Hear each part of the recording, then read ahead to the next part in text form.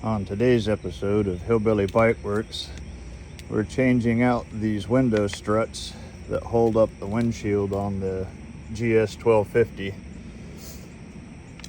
If you have the big windshield like I do, because I'm a Sasquatch, I would highly suggest that you purchase these windshield supports. The original window was built to fail purposely in case of an accident, but I found that if you have to get into some passing speeds that are higher than most posted speed limits and you have the windshield all the way up, these struts will break.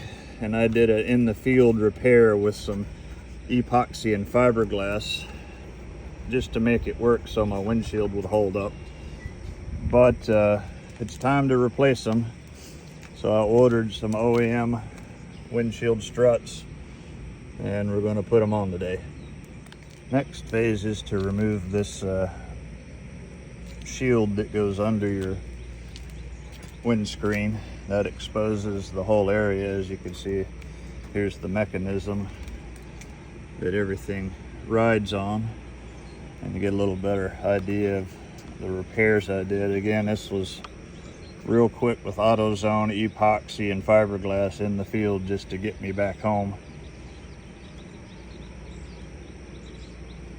But again, highly suggest you get these mounts, stabilizers and supports.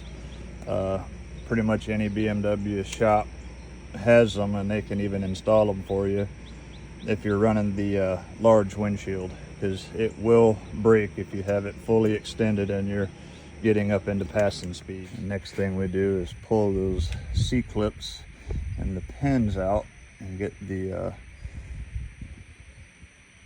lifting bar disconnected from the window struts. These here.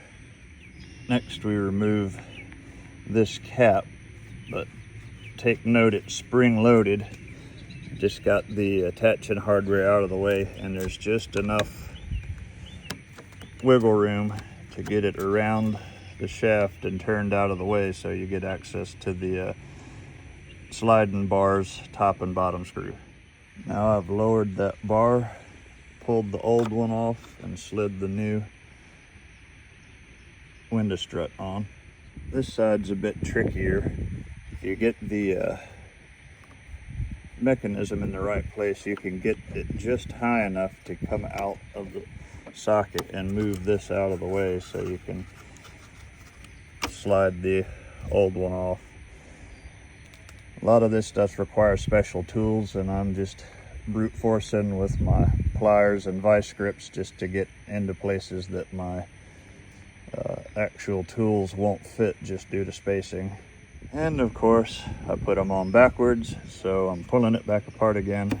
Luckily, I didn't get too far. And sliding it into the right side. Just verify that it actually looks like it's supposed to fit, so you don't do like I did and have to take it all back apart. Now's a good time to lubricate everything, because there's always time for lubrication. I try to use a greaseless silicone based stuff on this so that it doesn't collect any dust or grit, because those are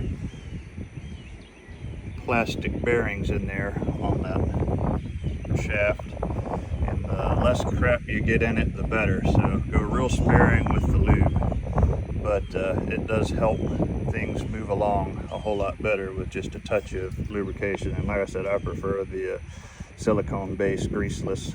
And then after giving it just a tad bit of spray, I always like to wipe off all the excess, because you need very little. In theory, you don't really need anything because it's plastic bearing surfaces, but just a touch of that silicone helps protect these sliders and keeps dirt and grease and grime off of them. But give them a good cleaning. You can see all the junk coming off. That'll help keep this stuff working real good for a long time and not get sticky and stiff. Once you got the pins in, give it a good work just to see how well it moves. They are still a bit stiff because they're new, but they'll break in pretty good over time. And now is a good time to debugify places that can't really be gotten to easily with the windscreen on. Get this cleaned up, and then we'll put the windscreen back on and we are good to go. And there we go, all pre-installed. You can see how that gives it a little extra support from the wind and whatnot while you're going down the road, because it just really didn't have a lot to begin with, and that's why those struts down there, all that force, they would snap and break. So there you go. If you're using the big windshield, I would highly suggest getting these aftermarket adapters installed so you don't have the same problem I did and have your windshield mounts snap on you when you're passing a semi on the interstate. Have a good one.